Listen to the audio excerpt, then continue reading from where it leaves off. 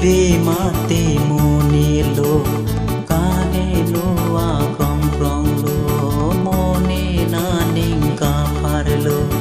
monta Jesu pirbi dawang lo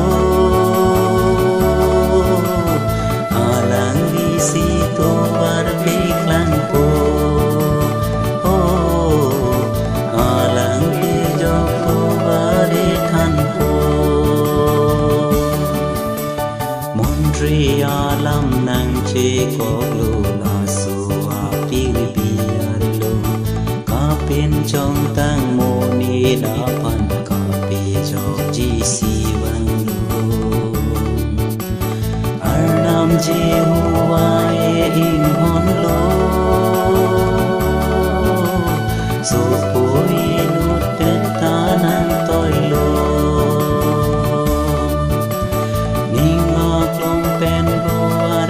nang ho nang pilo ning kang samare jo nonna pirbi kahe no pirbi mate mone lo kahe no a krong krong lo mone na ning ka par lo bonta Jesu pirbi dawang lo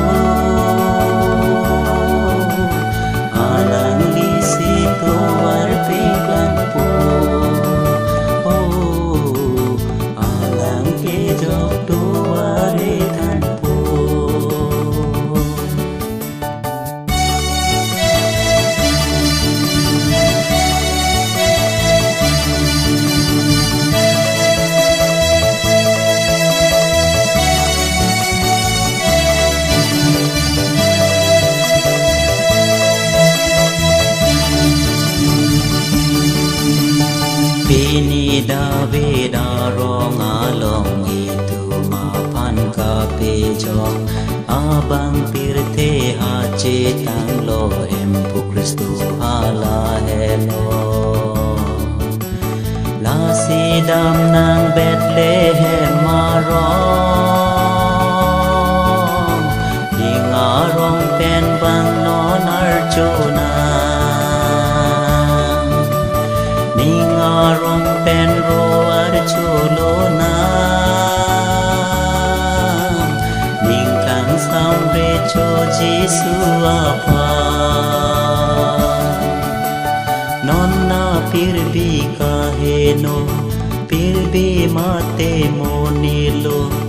kahe no a krong krong lo moni na ning ka par lo bonta Jesu pirbi dawang lo